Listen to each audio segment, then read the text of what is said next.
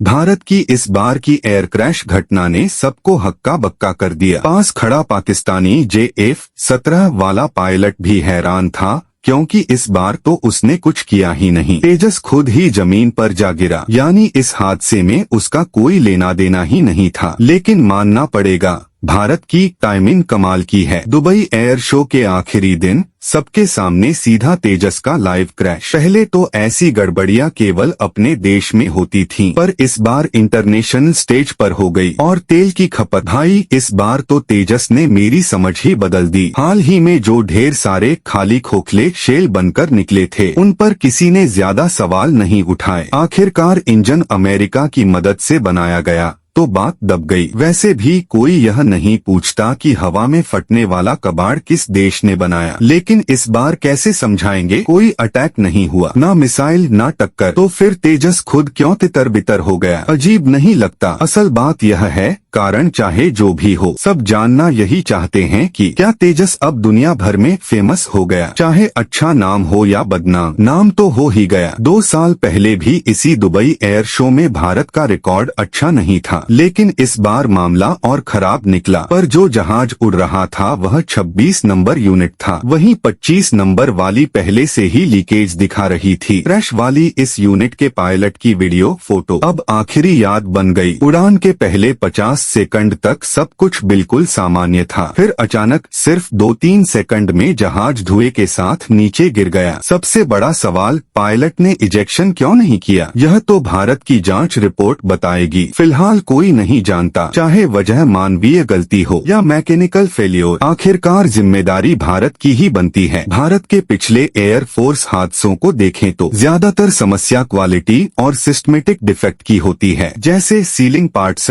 Connector, basic fitting. ये hi tech चीजें नहीं होती, पर एयरक्राफ्ट इंडस्ट्री में इनका स्टैंडर्ड सबसे जरूरी होता है। यानी भारत की समस्या सिर्फ टेक्नोलॉजी की नहीं, बेसिक मटेरियल स्टैंडर्ड की भी है। 25 नंबर यूनिट जब पहले ही लीक कर रही थी तो DRDO ने अजीब सी सफाई दी। ये तेल नहीं, कंडेंसेशन वाटर है। अरे अगर पानी है तो बैग लेकर नीचे क्यों पकड़ रहे हो? कंट्रोल सिस्टम से पानी लीक होना मजाक थोड़ी है। फिर भी 26 नंबर यूनिट को परफॉर्मेंस के लिए भेज दिया गया। ये समझ नहीं आता कि ये ओवर कॉन्फिडेंस है या बिल्कुल लापरवाही। एक पायलट की कीमत एक विमान से कहीं ज्यादा होती है। तेजस को पहले से ही चीन पाक के JF-17 की कॉपी कहा जाता है और भारत की तरफ से स्वदेशी विकास का दावा भी चलता ही रहता है। भारत में हादसा हो जाता तो बात और थी, लेकिन ये अंतर्राष्ट्रीय मंच था जिससे बाकी देशों की परफॉर्मेंस भी देर तक रुकी रही। क्रैश से पहले भारत के मीडिया में तेजस की खूब तारीफ हो रही थी। तेजस ने दुबई एयर शो में शानदार प्रदर्शन किया। दुनिया भर के देश इसकी काबिलियत से प्रभावित हैं। कई देश खरीदने में रुचि दिखा रहे हैं। कुछ भारतीय सोशल मीडिया यूजर्स तो यहाँ तक लिखने लगे, दुनिया में सिर्फ भारत ही ऐसा फाइटर बना सकता है। अब सवाल ये है कि कौन सा दूसरा देश ये अजीब डिजाइन खरीदेगा? तेजस 1980S का ड्रीम प्रोजेक्ट है। मोदी जी की किस्मत अच्छी थी कि 2023 में उन्होंने तेजस में आधा घंटा उड़े भी लिया। 1 साल पहले पाकिस्तान को दिखाने के चक्कर में तेजस फिर गिरा था, लेकिन उस बार पायलट बच गया। ब्रिटेन की मार्टिन बेकर कंपनी ने तुरंत एड भी निकाल दिया। हमने अब तक 7,719 पायलटों की जान बचाई है। इस बार भारत तेजस बेचने आया था, अब वापस जाने के बाद कैसे सेलिब्रेट करेगा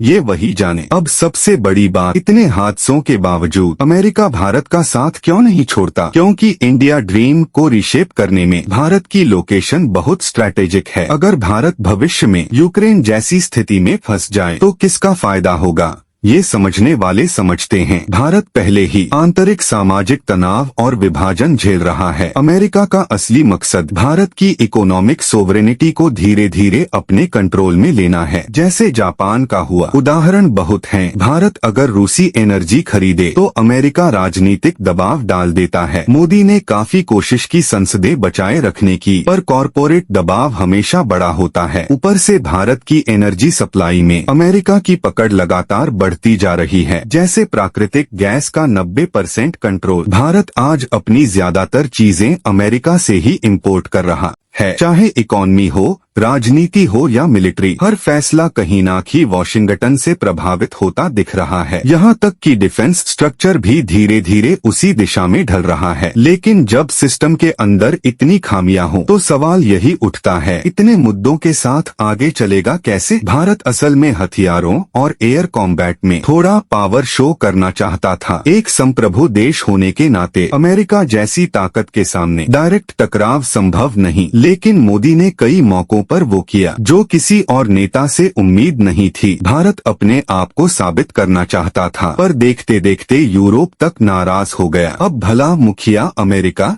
इससे खुश कैसे होता? रणनीतिक फैसलों में भारत का रिकॉर्ड कभी ज्यादा मजबूत रहा ही नहीं। खुद को हमेशा जरूरत से ज्यादा समझ लेने की आदत और जापान की कभी कभी दिखने वाली आक्रामकता, ये दोनों मिलकर अजीब कॉम्बिनेशन बना देते हैं। कभी कभी लगता है कि आखिर उस दौर में जापानी पीएम शिंजो आबे ने भारत से ऐसा क्या वादा किया था कि यह देश इतने वर्षों तक अमेरिका के साथ ही चलता रहा। नेहरू से लेकर मोदी तक भारत की दिशा कभी साफ नहीं रही। शायद वे खुद भी नहीं समझ पाए कि असल गेम प्लान क्या है। और इंडियन पॉलिसी लॉजिक, वो तो खैर दुनिया में मशहूर है, कभी भी प्रेडिक्ट नहीं किया जा सकता। जिस तरह भारत ने पश्चिमी हथियारों को बहुत जल्दी ओवररेट कर दिया, उसी तरह पश्चिम ने भी भारत को थोड़ा हल्के में लिया। फ्रांस के 4.5 जेनरेशन वाले दावे हों या उनके युद्ध का आत्मविश्वास, अंत में नतीजे वैसा नहीं रहा जैसा वे सोच रहे थे। पर मजेदार बात यह है, हर मुश्किल के बाद भारत को अमेरिका से और ज्यादा सपोर्ट मिलता गया। रक्षा समझौते बढ़ते गए और सैन्य संप्रभुता की चिंता पीछे छूटती गई। घर में तो दशकों से डिफेंस प्रोजेक्ट ठीक तरह खड़े नहीं हो पाए, तो अंतर्राष्ट्रीय नियंत्रण की चिंता कौन करेगा? पाकिस्तान के F-16 मुद्दे पर भारत ने जाहिर तौर पर असंतोष दिखाया, पर असल में उसे अनदेखा ही किया गया। और ऊपर से अमेरिकी स्टारलिंक नेटवर्क से जुड़ने की कोशिश, यानी मिलिट्री को टेक्नोलॉजी के जरिए सीधे अमेरिका के करीब लाने की तैयारी। भारत की सोच बस यही है, अगर पर्याप्त अमेरिकी हथियार मिल गए तो किसी दिन हाइब्रिड हथियारों के नाम पर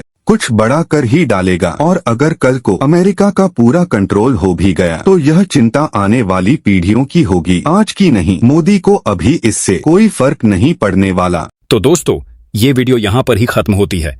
तो फिर मिलते हैं किसी और एक नए वीडियो टॉपिक पर। और यदि आप ऐसी नॉलेज वाली वीडियोस देखना चाहते हो तो हमें सब्सक्राइब करना ना भूलें। और हाँ, आप हमें कमेंट करके बताओ कि आप ये वीडियो कहाँ से देख रहे हो।